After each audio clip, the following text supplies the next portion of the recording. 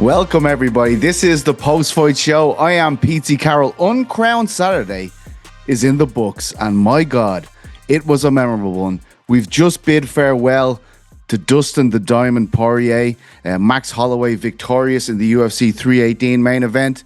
Manny Pacquiao very nearly became a world champion again at 46 years of age, just shortly before this. We also had a wild dethroning of Johnny Eblen in Cape Town. Alexander Usyk becoming an undisputed heavyweight champion for the second time in his career in Wembley. We also had Bam Rodriguez. We also had KSW 108. It was a massive, massive night.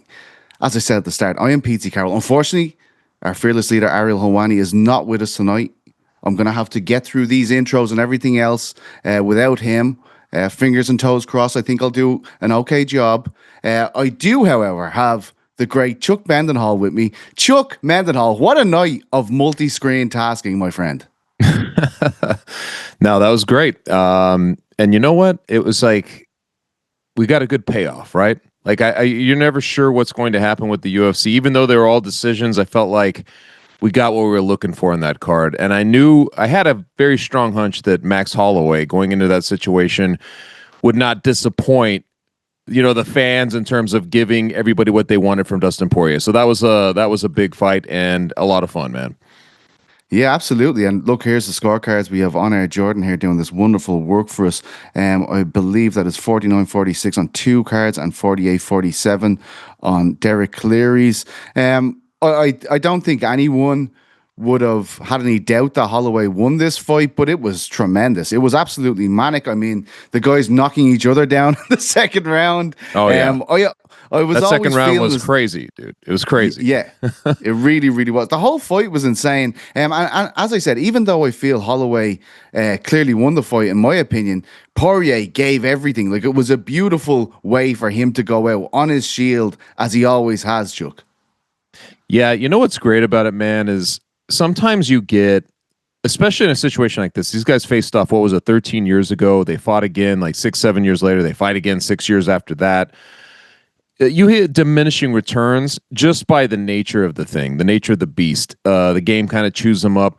This was strange because it was like the distillation of all the vintage, whatever makes these guys who they are, that dog inside of them and everything. It all came to light in this, and it was that's sort of a brilliant thing, isn't it? Like when you get two guys, and basically you're seeing it. Like both guys get dropped in that second round, and you're thinking this could be it one way, or this could be it the other. This is what makes great fights.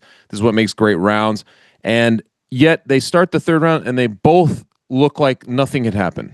They just come right straight at each other, and I'm like, man, this is what makes both these guys who they are.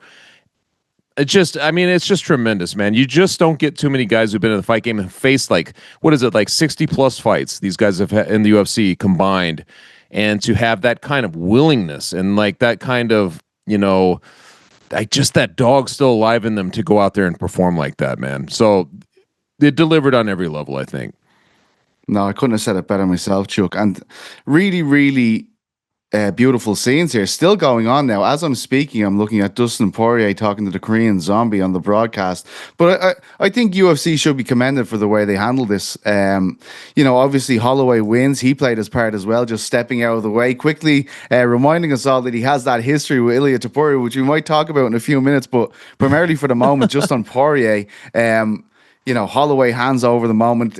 Cormier has a great moment in the cage. Then they go to a video, a kind of a feature they've put together going through his whole career. And then back to Poirier, who's then become emotional. You see all the people around him. He gets to take off the gloves and share the moment with the people he loves. I mean, a pretty solid way to do it as far as I'm concerned. Maybe I'm wrong. Maybe I'm in the hot seat here. I have to make these judgments very quickly, but felt pretty good to me, Chuck.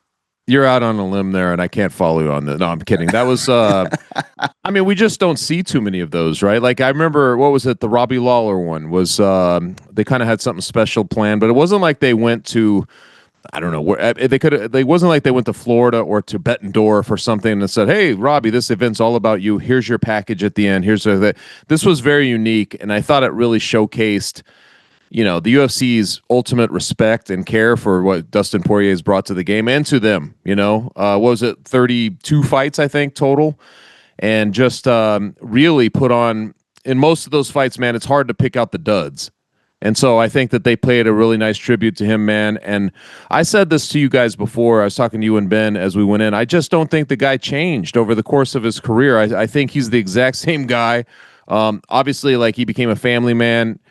His philanthropic work, he did all that stuff. He's in the Hall of Fame for already for doing the charity work, like all the stuff he's been doing. Just a very good guy for an ambassador of the sport. Everything that he's done, I thought it was a very nice tribute, man. Absolutely.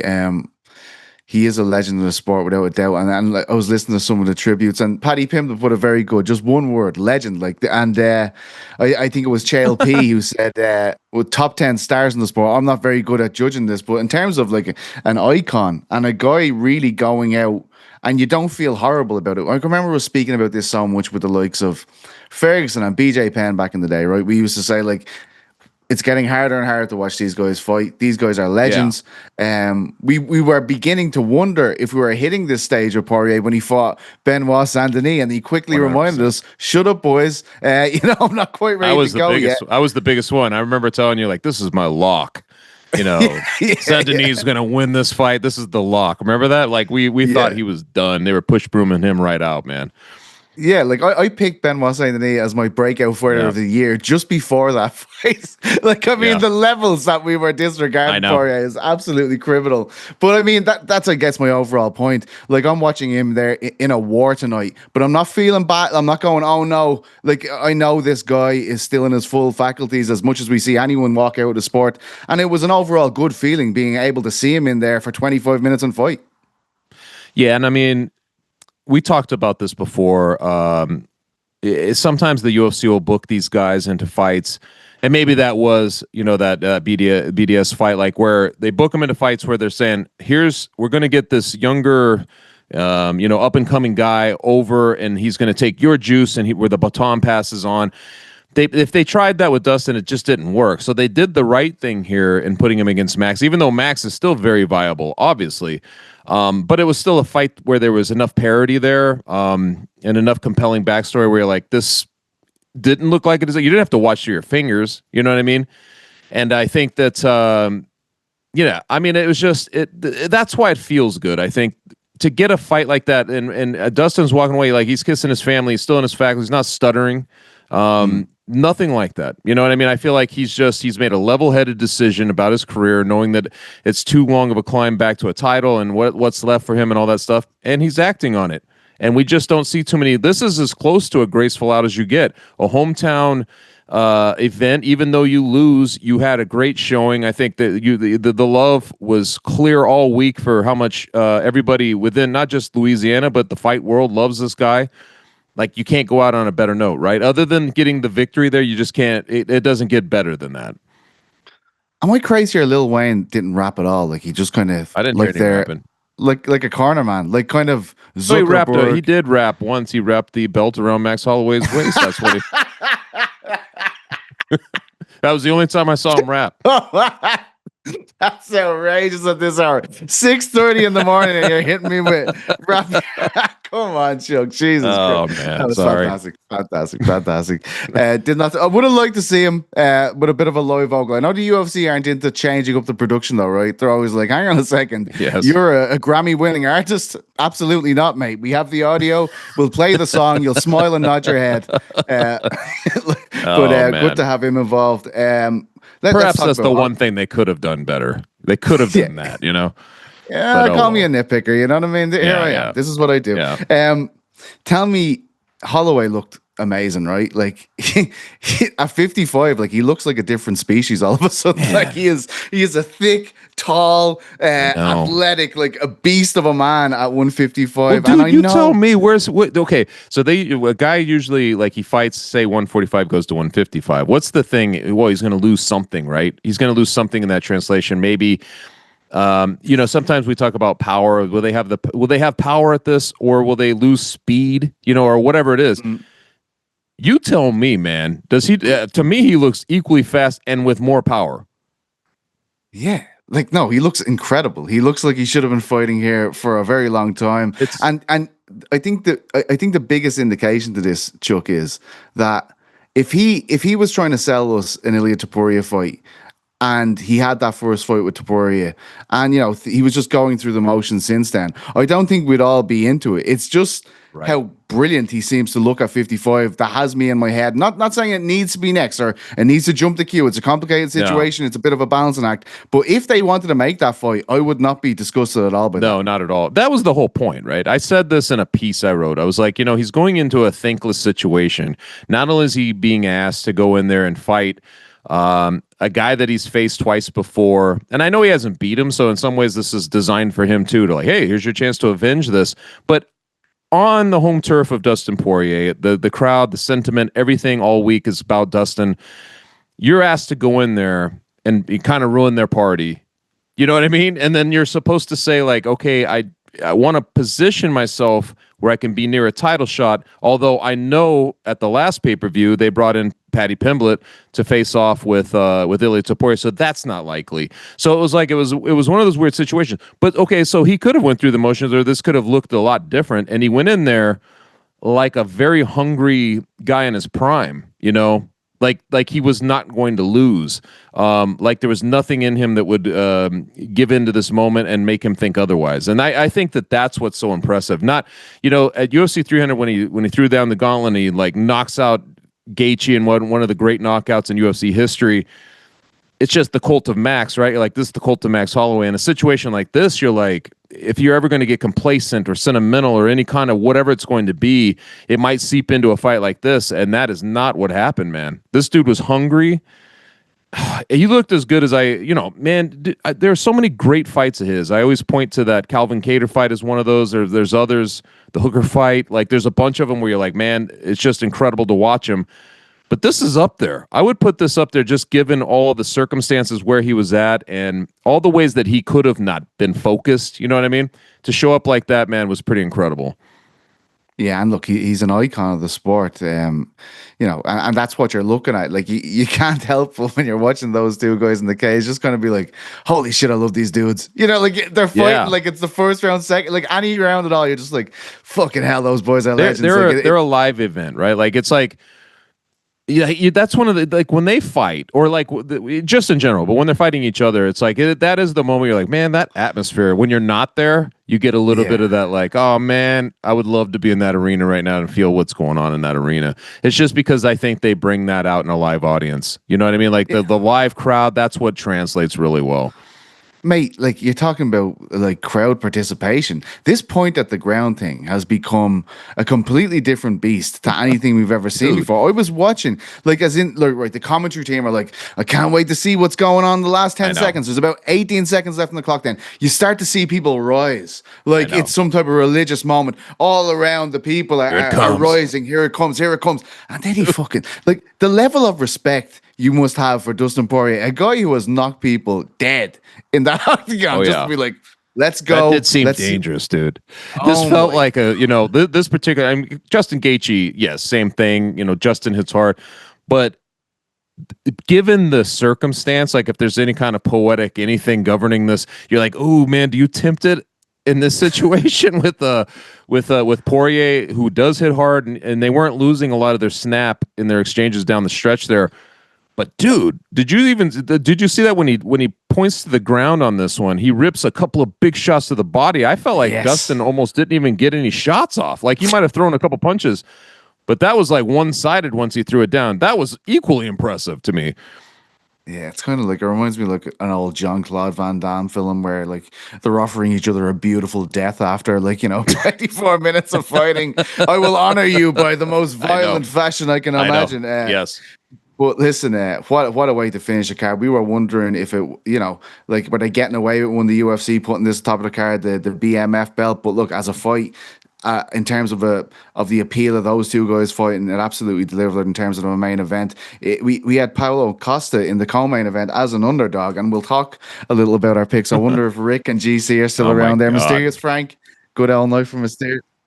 Okay, but listen, Paulo Costa, Roman Kopylov, absolutely unbelievable fight. Roman Kopylov, I gotta say, right, before we wax lyrical on Kopylov, I'm sorry, on Costa. Kopylov has been a very frustrating fighter for me to watch since his days in AC. It was a Fight Nights Global, I believe he was the champion, and he was this boxing prodigy over there. And I think he must have come into the promotion at 2019, 2020. And I was sure this is a guy that would be up there fighting for titles. He has got painfully close twice. I mean, painfully close to being in that conversation. I'd say twice. One was when he met Fluffy Hernandez and he got submitted, and then against Costa here, he just didn't seem to get going. His right hand landed a bit, but Costa managed to do it. And really, when you look at the caliber of lads that Costa has put away, the writing was on the wall, but still a very, very good performance, I thought, from Costa, Chuck. Yeah, and I mean that first round really set the tempo of everything. Like Costa, like it was like 4 times the strikes. He just looked like he was in the fight, and it looked like Kopylov wasn't. Very strange, but from another perspective, like you're saying, like if you look at from Costa, we've been waiting for that version. I don't know if it was exactly the version that fought Romero that we were looking for, but it was definitely an improvement, wasn't it? It felt like he was kind of headhunting. It was crazy because he's one of those guys who throws one big shot and backs up and watches for a minute, and then he throws another big shot. There's not a lot of combos. He was doing that in this one, but those punches were counting, man. Like every time they were landing flush or anything that was landing, it felt way bigger than anything Kopylov was coming up with. And that just kind of set the tempo. And I don't know if it just knocked him off his moorings in terms of Kopylov or what, but it felt like he was a little more tentative and he just couldn't find a rhythm out there. Yeah, what do you think of Costa's placing himself for a fight with Chimaev? Like in this day and age, like I mean, it is smart, yeah. Like, and in this day and age, this thing's really sell. Like, I mean, he's throwing out like this man was DMing my wife. Like, it's the most personal details you can offer because you're like, this actually might be a way the UFC would sink their teeth into this. Like, smart idea. Do you think he could be rushed to the top if they do get this moment where Chimaev becomes champion? And as we have seen previously, no matter how dominant the champion may seem, if the UFC like a matchup, they tend to make it instead of, well, this guy has served his time. This guy has been our champion. Let's give him the rematch. It'd be a hard sell, man. I don't know, but I think it's very smart because circumstantially, right? Like, let's just say that Chimaev wins and he becomes the champion. Circumstantially, if let's say that there's whoever it is they're looking at, and we're going to do this next, just can't get done on a timetable. Yet you've got Costa right there. You could see in a situation like that where all of a sudden it's like, well, hey, wait a minute, our plan B is not too bad here. You know what I mean? So, and we've seen that kind of thing quite a bit, man. Like where just circumstantially things happen, and the guy who kind of makes the best storyline or whatever jumps the queue, and he's right in there. So it wouldn't surprise me, I guess, if that's. But if you were just saying that he's the front runner, you know, I'd be like, that's a little bit of a stretch, right? Like just to be like right out of the gate, he should be the guy. That would be a stretch. Yeah, I mean, yeah, absolutely. I agree with you. But look, it's a mad time we live in, Chuck. We know this. It is. Well, that's why nowadays you're like, I don't know, man. Patty Pimblett would seem weird, and we're, you know, like we're we're all behind it. We're like, I know. Yeah, put him in there. Put him in there. This fight makes complete sense. Daniel Rodriguez having himself a bit of an L run now. He's put together 3 fights in a row. Alex Morono, Santiago Ponzinibbio, and now Kevin Holland. He defeats by unanimous decision. A big underdog as well. It was certainly a night for the underdogs, but Kevin Holland just didn't seem to get going. I felt like Rodriguez was in control a lot more. He started off the fight trying to smother Holland, smother all his work, which I thought was very intelligent.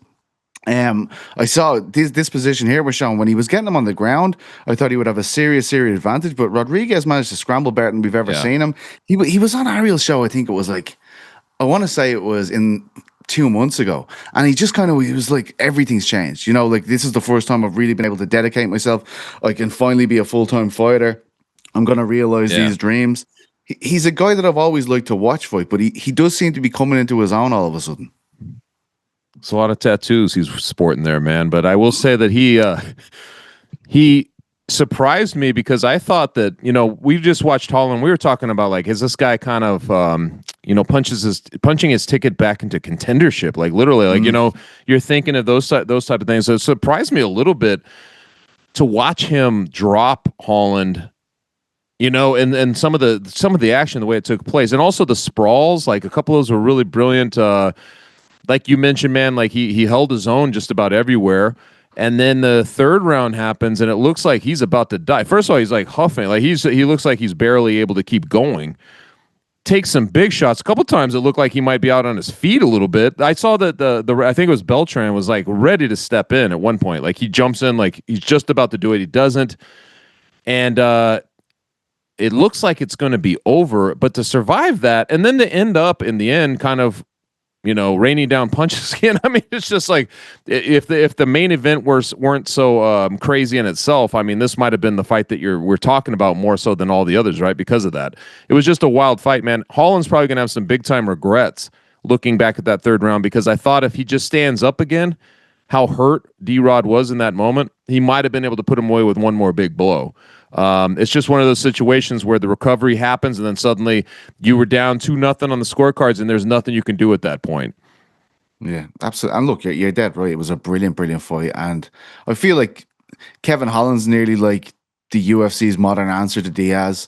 One of these guys that you can just put on a card. Like, I'm not trying to say he's the same level of icon or brand that one of these guys is, but just in terms of a dude that will always be in a crowd pleasing fight for the most part, right? I know he's had some duds in his past, but yeah, usually this is the one though that if you it's there are guys who are not tailor made for him, and then the bouncing. We're talking about Holland, right? We're talking about Holland here. Okay, Pizzi. Yes, you got me. Okay, sorry. I've got I just want to make sure we're talking about the same guy. So he's been in situations where they've seen him against disadvantage guys that he was not supposed to perform well against, or we'd have to find out if he's going to be able to compete in the styles that they did. And then we've seen guys who are more tailor-made. I felt like this was more of the tailor-made. When you're on a run, you get a guy like this who basically is a stand-up fighter, and he's gonna meet you there. It felt like the tools, like if you're looking at who has the deeper toolbox here and who can do this and this, I thought you could go down that list and say Holland, maybe D-Rod and Holland. You know what I mean? It seemed to be his advantage. So if you trip up on this one, this is when you're like, to me, this solidifies that place we were putting him in a couple years ago, where you're like, he's an entertaining fighter. I think he's done the company a lot of solids, but maybe not a true contender in the end. I think that's kind of where he's at this point. No, absolutely. But I do still think there's value in because there's so few of them that the UFC seem to cling to, like as guys like you put this like a Cerrone even back in the day, right? Yes. Like he touched on contendership a few times, but when it's like when the people really want to get out of their seats and go crazy, it's a Kevin Holland fight, and that's not a terrible place to be either, I guess. Listen, again. Can we just show the picks? Because I want to keep referencing them. It was man. It was. I don't want to show the picks. This is my worst one ever. I know, but you guys are top of the league. Using a bet like yourself and GC. I know GC isn't here right now, but yourself and GC. Shout out GC and Rick. Fantastic job earlier. We still got the wonderful people in the back, of course, still here. Andy. We have Frank. We have Jordan. Yeah, look, here we go. Who the fuck is we? Listen, Frank, you did better than everyone today. Like, you should be on a victory lap, my friend. I appreciate you saying that. Man, like Frank didn't make his own main event pick though. There's a team effort. Oh well, Jordan. So you're one of one technically, Jordan, right? Well, no, Andy also contributed. It was a whole debate. The back here. They were the equivalent of a Magic 8-Ball. Well, like, I mean, it's unfair, right? It's unfair because I'm bringing this up, and it's a bad one for you and GC. But you guys have been killing it. Like we went 0-5. Oh I went 1-5. Like, it's hardly a victory. Me and Rick both went 1-5. 1-4. I was given. Oh, sorry, 1-4. Yeah, sorry. Yeah. I was giving Ben shit about Patricio Pitbull, and of course, this is like it's. I mean, we put the high X on all of that. I was fairly certain that Zellhuber would make easy work of Michael Johnson, but I did say that the dude wins fights you think he's going to lose, so it's a little bit of a wild card to spring an upset like that. I just didn't think that it would go down like that. I thought if you would catch him or something like that, not just kind of beat him throughout the fight. That was very surprising to me. Yeah, it was just all surprise. Like, and in fairness to him, fair play, Patricio. Yeah. Like, Yeah. I thought it was over, dude. I'm not gonna lie to you. Like when you came in against Yair and you didn't get the win, and I've been critical of Yair sometimes. I'm a big fan of him other times, but I felt like Patricio, that's going to be a big opportunity. And honestly, when I saw Ige, I was like, nah, this isn't a good one. Ige's too fast. Yeah. And look, I agree. he seemed like that early on, but then Patricio he has this ability to just start bulldozing lads. And that's what he did. And he seemed way stronger in the grappling exchanges. And eventually, Ige's chasing the fight. As soon as you hit round 3 there, you're like, well, a guy of this championship elk is just not losing, right? Like that's how I was feeling late on. Yeah, I mean, I felt to me like, so if you paid attention to Pitbull through his time in Bellator, the vintage performances are the ones where he really showed up. This is kind of how he looked. That third round specifically, I was like, he looked totally comfortable. So if there were jitters in that Rodriguez fight, or maybe it was just Rodriguez has just presented such a weird puzzle, he could never get into rhythm. What we saw in this fight, especially as the fight went down the stretch, I thought was kind of more the vintage Pitbull to me. You know what I mean? Yeah. They flashed at one point. I don't know if it was during that fight, but Patchy Mix was there. And this is kind of what I was expecting from Patchy, was like to just, come into the UFC and like kind of show like, hey man, see, there's guys out there who can compete with anybody you throw at them. And instead, Mario Battizo, I think, was also there, like takes him to school. So it's not a gimme. And I was kind of I was with you, man. I was looking at this fight. I'm like, I think Dan Ige, like we've seen him quite a bit, and I know everything he offers. This is probably one of those fights you get a spirited effort from Pitbull, but he'll come up short. And that I was way off again, man. So very difficult to predict these fights here. Yeah, is there anyone jumping out like fresh in your head that's a good fight? Like I'm looking through the rankings here, like a Steve Garcia, I don't know, David Onama. Yeah, there's John Silva, like obviously there's guys with fights here as well already. Yeah, Yusuf Zalal was in the crowd. There's nothing jumping out and being like, this is the one. There it is. There, the beautiful on Air Jordan doing fantastic work with these graphics. Yeah, as always. It's tough, man. I mean, nothing feels normal, right? It's like you're introducing. There's no right place. You're introducing a guy who's the value of, like, because we were like even talking about this card, you're not sure where his value is yet. I mean, especially like where he's coming from, his age, everything like that. What has he got left?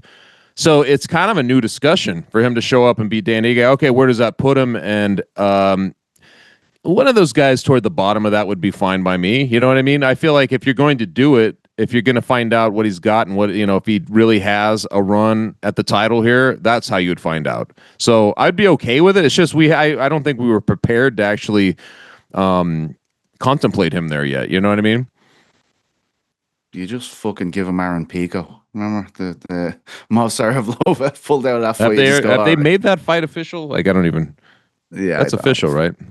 No, it's gone. Evloev pulled out of the Pico fight, so Pico's left without a dance partner. I don't know, lads. It's like, look, it's literally 5-7 here. Okay, we're doing the best we can. You're doing what you can, Pete.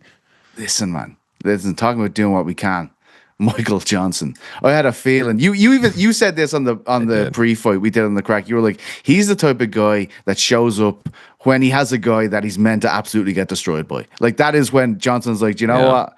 I'm about to put on a generational performance, and that he did. He put Zell Huber down a couple of times. It was a kind of a night of like old school guys just coming back and saying, I'm not done yet, motherfucker. And there he is doing exactly that. Daniel Zell Huber, God love him. Doesn't even make sense, does it? 39, and like, I mean, a journeyman to an extent. Like, obviously he's been around, but like kind of a journeyman in terms of like, he just kind of, you wouldn't call him a gatekeeper or anything because he's not really that high up there. So this seemed to me like a setup for the guy who just put on a fight of the year performance, to come in here and be like, all right, let's get you straight. We're going to put you against a veteran, all that stuff. And instead you get this. This is the one thing, if we ever remember Michael Johnson down the stretch, like years from now, and we're like, what was he about? I'll always think of that. Like, well, he was very hard to predict because he could fight a guy like Tony Ferguson back in the day and beat him. You know what I mean? And knock out Dustin Poirier. Beat him. Yeah, I mean, shit like that. You're like, that doesn't make any sense. And then lose as soon as like he's kind of a favorite in a fight or whatever. He'd lose, not show up for that one. Very strange, man. Yeah. It was. We have a lot to get through, so let me just shoot through these preliminary results. Lock Dog beats Kyler Phillips, who saw the final bell, but Jesus Christ, it was tough work. He actually had a great first round, Kyler Phillips, but Lock Dog took it to him after that. Brendan Allen v Marvin Vittori. Marvin Vittori, another guy lucky to get out of the first round. Allen putting on a really good display. Vittori grew into it, but I think it was too far gone by the time he started really doing substantial things to Allen. You know what's crazy though, real quick, like all those decisions, because it started off with nothing but finishes, and then I think it was like the last 7 or 8 fights were all decisions. Yeah. Almost all of those featured a knockdown. Like that's kind of crazy. So it almost felt like they weren't decisions because there was moments in almost every single, I think every one on the main card and then the one you're talking about, there was at least a knockdown where it felt like at any second that fight was going to stop. So very unique in that way. It wasn't like these were coasting decisions or like, pattern developing in the first round. These were fights that had moments that you're like, this is over, and they just happened to go to the scorecards. Very crazy. Yeah, no, and again, Nikolai Veretennikov was another version of that against Prado. He knocked him down. I think it was in the second round. Atiba Gauthier, and this guy's Gauthier, should I say? This guy's story is absolutely incredible. Manchester top team, Carl Prince, he set up like an exchange program with like a wrestling team in Cameroon. And this guy, Atiba, came from Cameroon to live in Manchester. And he's been living in Carl Prince's, the head coach of Manchester top teams. He's been living in his father's old house. And training in the gym, and he's become like a member of the community. There's a few Cameroonian guys there. Another Cameroonian guy, I believe he's a Cameroonian guy that trains out of Manchester top team, won on PFL Africa earlier today as well. It's a crazy story. He's kind of taken an international football approach, like say like a Real Madrid or a Barcelona, or in Carl's case, it's Man City because he's a big Man City fan. But he's kind of used like a scouting profile that you'd use in soccer and apply it to MMA. And that's how he's getting all these guys from Africa into his gym. And he then makes connections with the promotions. It's a pretty insane thing. That's him. Another big KO against Robert Valentine and looking every part of the middleweight Francis Ngannou as he been build up. Another guy, Islam Dulatov, a runway model, apparently. This guy does modeling for Versace. A massive KO over Adam Fuga. He looks like a star in the making, doesn't he, Chuck? Yeah, he does, man. That's it's great. There's a little bit of a showcase for some of these guys tonight. I was thinking, would you say Alan Joban is pissed off back in the he's in the studio and they're like, man, this guy's a model and he knocks people out, and they just go back and he's sitting there and I was like, is anyone going to say it? Is anyone going to give Alan a bit of love here? Look, it sounds still a beautiful familiar, man. Sounds familiar to somebody I knew. That is so impressive, guys. Imagine someone doing that. Yeah. Jimmy Crute got the big love of Theo Vaughn after his first round submission over Marcin Prachnio. Ryan Spann with a signature guillotine. Like, no one is putting enough respect on Spann's guillotine. That man has guillotined a cow unconscious at this stage. He's absolutely brilliant. Lucas Bresca being on the bad end of that. Bruno Ferreira, a submission. This man used to be like a new age Vanderlei Silva, just bulldozing people's heads through. He gets an armbar finish off debutant Jackson McVeigh, the first loss of his career, and we started the night with a beautiful finish by Carly Giudice against Nicole Cagliari.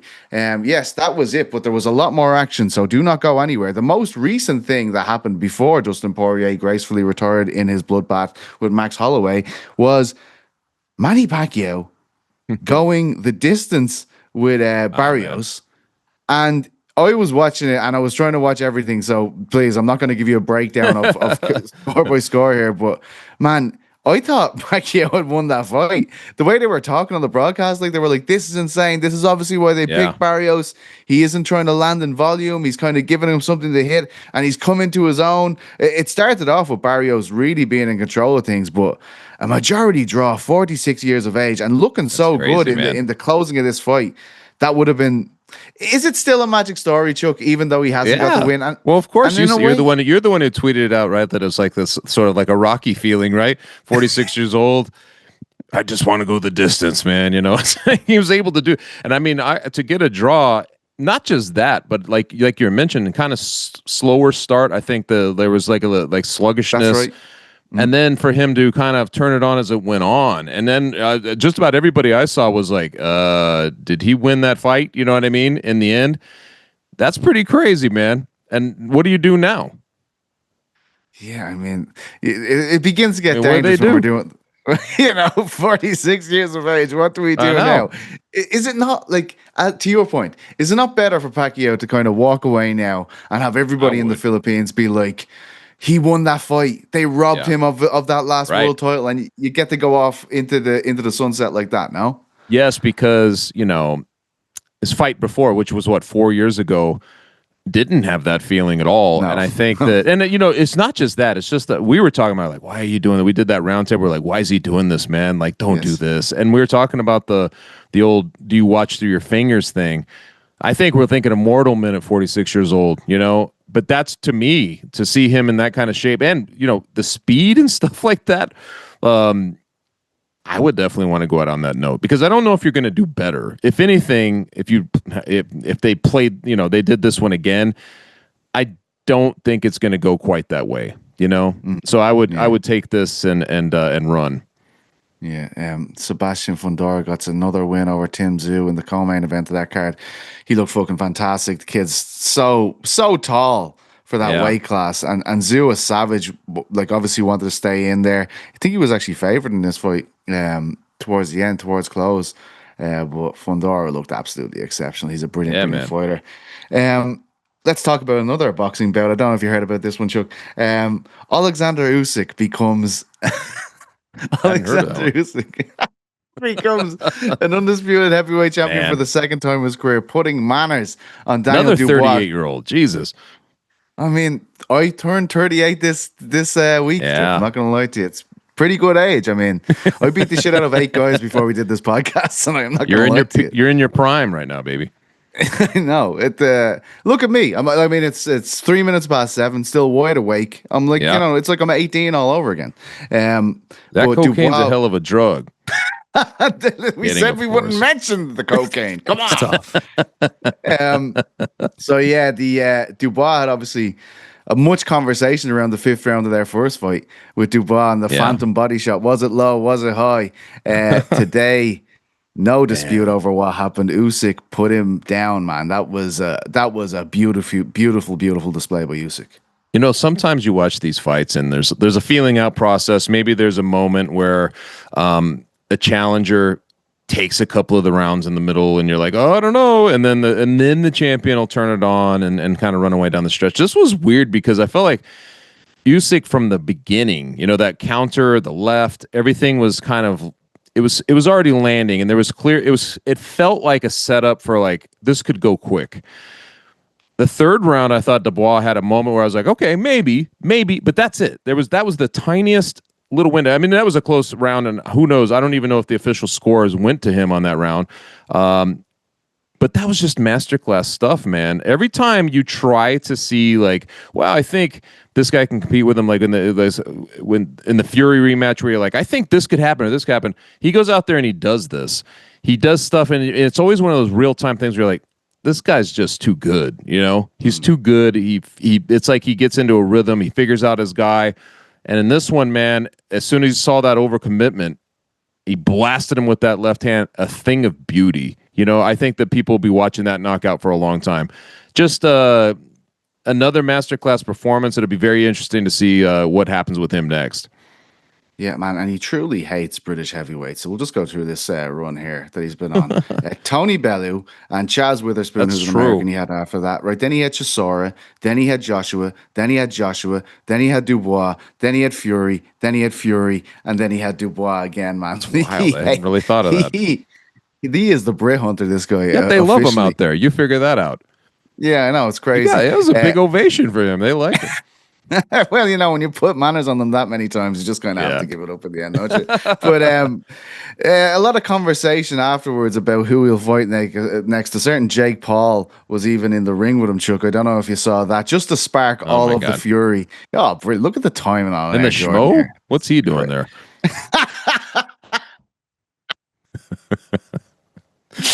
Sorry, Pete. Go ahead.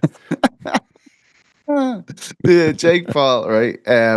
He's kind of a genius, isn't he? Because, like, this pisses off people so much, and I saw it immediately. For fuck's sake, you're playing into his hands, lads. This is exactly why he's doing this stuff. But on a secondary point, Usyk's asked who do you want after this, and it's just like, oh, maybe Fury, maybe Joshua. Like, no, nobody want. You've beat them both twice. Joseph Yeah, Parker not he that. mentions, which Parker. Lennox Lewis seems to want, but like, it's and a Moses great thing. Otama, I keep seeing people talk about that, and I'm like, dude, the kid's 20 years old, man. He's Let's 20 cool it years with that. old. That's I mean, I'm as intrigued as anybody, but you just don't want to feed him to Usyk right now, man. That's crazy to me. hell. That would be the stupidest management I know. decision anyone could ever make with Otama. I saw a ton of people. I get it. The kid looks good, but let's give it a little bit here. And look, it's good for him that people are saying that. It's good for him that people want to see that. That's all good stuff. But you would be an absolute lunatic to put him in that fight against Usyk right now. I like the Parker fight. Lennox Lewis likes the Parker fight. Is that the one you like as well, Chuck?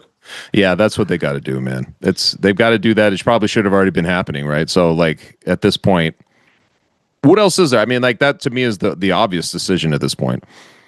Yeah, like after that, like Jake Paul becomes a serious option. But I was trying to say, like, it just pisses people off because it's like being at a grown-up table and everybody's having a conversation and there's a kid who keeps insinuating himself into the conversation or something like that, some kind of irritant. And I feel like that's how people see Jake Paul. You know what I mean? And so it's just a bizarre thing because he insinuates himself into every conversation. Like hey, would you stop it? We're trying to have like a real conversation over here, you know? That's what it feels like to me. Exactly. Where do you put, like, you know, I always think back on before the Fury Usyk fight, the conversation was very much like Fury is a generational brilliant fighter. Like, he is up there. People were arguing that he's like, you know, he belongs in the pantheon of greats. He is up there with Marciano, Ali, all these guys. Usyk does a number on him twice. He's putting on performances like this. I saw Lewis talk about it, like, you know, I was the best of my generation. This guy's the best of his generation. That's the best that we can. That's the most we can solidly say in most cases. But do you think he belongs in those late night discussions when maybe a few too many beers are had and lads are sitting around talking about who is the greatest heavyweight of all time? Man, that's such a toughie because I have so much. Like, we're talking all time because, you know, like, there were so many great heavyweights.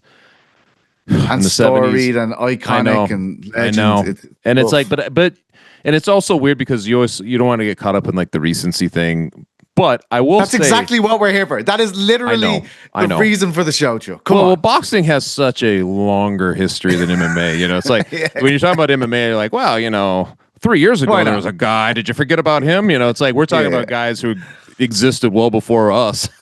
You know what I mean? But he's got to be up there, and I think that, like, if you respect, I think you did, you know, and I think people started to really put Tyson Fury into that conversation of saying, this guy is on another level. You know, after the Wilder fights and all that stuff, you're like, this guy's on another level. And so if you're going by this, and then you have this other guy who comes in, and I guess that's why we're so focused on Fury that you don't see Usyk kind of slipping up into the spot, and then boom, he beats him, and now he just put away Dubois. Like, let's say he goes through Parker. Who knows? I think that you would have to give that serious consideration where you're like, he just kind of beat everybody within his path. Anybody who he could beat, right? Like, anybody who was a threat to him, he beat. And to me, that's always one of those things where you have to really look at that. And then you're just doing a comparison game. You know, if it's Lennox Lewis, you'd have to go back and kind of remember exactly his run. You know what I mean? So I think he's in a good conversation. I think if you're actually having that late night beer conversation, you would have some good arguing points. Let's put it that way.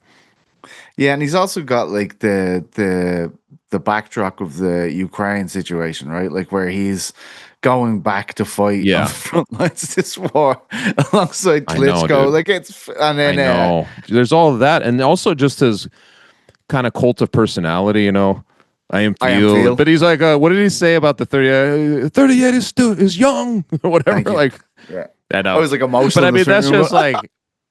It's almost like his timing is really good, you know, his English, like, it translates. I don't know. It's just the whole thing is like, he's got a vibe, man, that I think that plays into it. You know, Muhammad Ali, and you know, we always make this comparison, but like part of why people see him as one of the greatest or the greatest is because he could match it in other ways. His convictions, you're mentioning Ukraine, kind of going back and all of that stuff, like that's the convictions of what goes into it when you see a person with different layers and like you know what I mean? Like you just see him as something bigger than life. That's where he's at. He's entering that terrain now. Wembley Stadium is in England. I'll tell you who else is from England. It is Dakota Dicheva, who That's right. fought in Cape Town tonight, Chuck. And I don't know if you saw this, but she also announced that she has a new contract signed with the PFL in the aftermath of her clash. She also confirmed that she may have suffered a broken hand in her fight against Inaba. It went the distance, but it was not a nice night for her Hawaiian opponent. Let me tell you, she got hit with the kitchen sink, elbows, punches, spinning back kicks, knees, like full-blown knees to the face. I don't know how the girl stayed in there. Fair play to her. She lost every second of the fight, but just like the second time, I believe it's like the Chris Matino O'Malley fight. You know, it's like just watching somebody take punishment for the amount of time that they've allotted for that fight.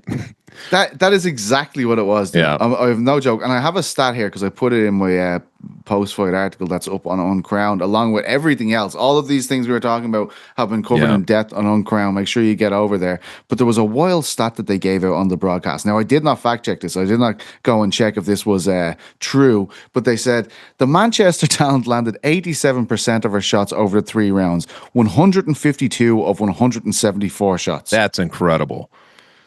Wow, that's incredible, man. That is fucking insane. So she lands all these shots. She's in a clinch situation in the 3rd round, and she just starts mouthing at her corner, waving her hand, going, "Hand's broken." Oh my lord! And they're like, "Yeah, it's okay." Changes her style completely. Like, use your other hand. She goes into like a Wonder Boy style, kind of side kicking kind of style. Then for the rest of the fight, wins it. But I guess the big talking point is here. We discussed the fact that can Dakota be the biggest female MMA star while she's with the PFL? There was all kinds of talks about possibilities. There was all kinds of talks of could there even be a trade? I heard at one stage with Dakota Dicheva. Now she's signed up for, quote, the next few years. What do you think of that move from Dicheva? Well, I think it's going to, I guess we're going to get our answer to that question, because now if she can't become that superstar for PFL, you'll always have this what if, that's a long time. If it's really a few years, that's a long time. And who knows how this will all roll, but we do know that it's very difficult to become like a real big star outside the UFC. If she comes to the UFC and just with their promo, abilities behind them and what the UFC is able to do, I could see this happening, where she just blows up in the biggest way. I thought I've said this several times. I still believe it, that she's probably the most coveted non-UFC fighter that the UFC would want, and that's for a lot of reasons. I just think she would resurrect if there was a sagging moment in the, since some of the things that were going on with Ronda and, Joanna and all that stuff. If this was a moment where you're like, people aren't paying as close of attention to the women's side of it anymore, I do think that she brings that roaring back. So there's a part of you that's like, man, I would have loved to have seen how big that could get. I also think that she's that good. Like, she's one of those people who's not smoke and mirrors. I think she's that good. And if you throw her into, against UFC fighters, I think she would show you how good she is, So I guess it's a little disappointing, isn't it? Like, I kind of wanted to see that. Good for the PFL. That's a very smart move.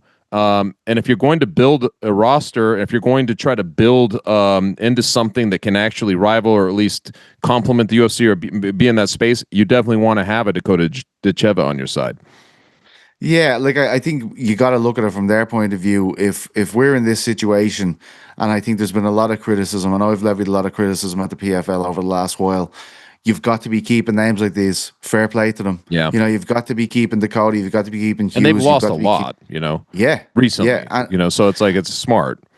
And I will say, like, I do think there is design to what they're doing in terms of like the people they've got away, they've let go, despite how talented we all thought they were at the time.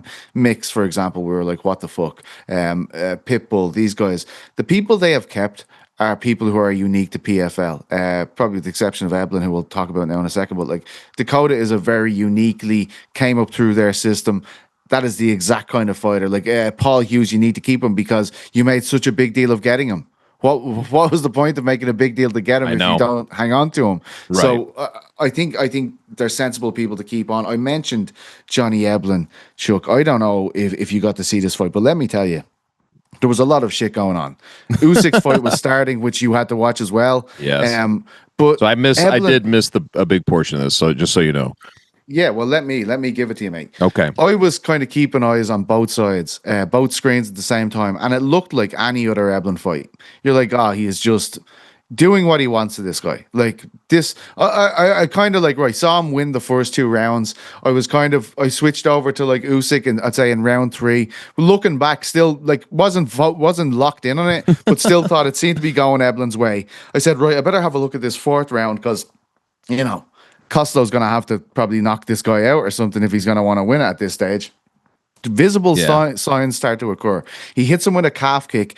Eblen kind of falls over. Next of all, Eblen's on his feet and he's got blood all over his face. And I'm like, okay. Next of all, Van Steenis is landing straights, like these big lunging jabs he was hitting with, body kicks, leg kicks. He starts landing his right hand. I'm like, holy shit. All of a sudden, at the end of the 4th round, you're like, Van Steenis completely has some momentum here. This is crazy. 5th round starts, so I'm going, right. Like this needs to be. Eblen usually comes into his own here. Like as soon as you think, well, is this other guy actually going to do something to him? He becomes brilliant, and that's exactly what he does. He takes him down about a minute into I'd say a minute or 2 minutes into the round. And it's like, right, well, he's just going to coast here. He can win here with 55 seconds left on the clock. He has 2 hooks in. He has the back, and so you're like, this is over. Eblen's won the fight. I don't know what the fuck happened from 55 seconds to 47 seconds later, him being completely unconscious. But there seemed to be some type of scramble. There seemed to be a complete reversal of positions where Costa Van Steenis is now on his back. And next of all, like as soon as he was on his back, the choke is in and the camera's just frozen on Eblen's face. Here it is. This is the exact part. Can we roll that footage or is this just a still image, guys? Yeah, we go. Look at this. And you're like, he must be okay. He must be okay. Yeah. Oh, he's not okay. Oh, no, that's, it's over. That's wild. Mate, one of the fucking wildest ends to a fight I have ever seen. Absolutely insane. And let's not put this lightly. Eblen was considered one of the... We were just speaking about Dakota in these terms. Eblen was every bit on these terms. Well considered one of the great talents outside of the UFC. We had the likes of Poirier constantly endorsing him. This guy comes in here, he's going to be the best fighter at middleweight immediately. That is a fucking huge result for Costa. That is, man. And you felt like Eblen was just getting started. He's complaining that he's not getting enough fights. You feel like he's going to be that kind of Ben Askren figure, I guess, for the PFL, that you're like just kind of plowing through anybody that they put him up against until you start to contemplate how he looks against the UFC, right? Like I felt like he was in that terrain, and I thought he was poised to be there. Just given his style, his attitude, and all that stuff, I thought like he was poised to stay there for a long time. So as that unfolded, I only saw like the end. I didn't get to see the setups of what was happening there, but that's shocking. And that's MMA in the craziest form, right? Because that's the type of thing that will haunt a fighter until he's able to get back. That might haunt him his whole career. To lose at the very end like that is crazy, man. It's absolutely insane. Also tonight, just very quickly, we did have Bam Rodriguez winning the 10th round. We also had KSW 108, Soldayev stopping Leo Britchta. I know Chuck was tuned into this one in the main event of KSW 108. I did. First round knockout, as you know. A mad night for the UFC, though. And just before we go, Chuck, do you think the event delivered? Like, all in all, like 318, we were kind of debating, like, is this card a pay-per-view material? When all is said and done, as we said, we were using the famous Dana rhetoric. Like, we can't say how good the night of fights was until the night of fight is finished. You got to pay the money and wait. Well, we paid the money and we waited, and now I'm telling you, baby. It always feels like it pays off if that main event delivers, right? Like that's what it comes down to. If your main event, that's what you walk away from. So if you're a paying customer, or if you bought, this pay-per-view, if you're at the arena, you're walking out, that's what's fresh on your mind. That's what you're going to talk about. That's what you're going to remember. As long as that main event delivers, I feel like it ends up being okay. But on whole, it was okay. I think there were a couple of good fights on it. It was a very weird night. I will say that, like I was mentioning all those knockdowns and things like that, like there was a lot of suspense in this night, and you got some big underdogs who came through. So in a strange way, I think it probably did deliver. You know what I mean? So in the Dana White sense, I mean, don't knock it until you've watched it, right? There we go. A beautiful nod to our fearless king, Dana White, who we love. I feel so dirty. I'm gonna have to go shower now. Well, lads, that's everything that we have for you tonight. It was a fantastic night of fights from UFC 318. Thank you for tuning in for the watch along with the lads, Rick and GC, for the post-fight show with me and Chuck. Thank you to Frank. Thank you, On Air Jordan. Thank you, Andy. Thank you, Rick. Thank you, GC. Thank you, Mr. Helwani, who is not here today, but we love you very much. Signing off, this is PT Carroll. We're back Monday with the ArielHelwani Show. See you soon.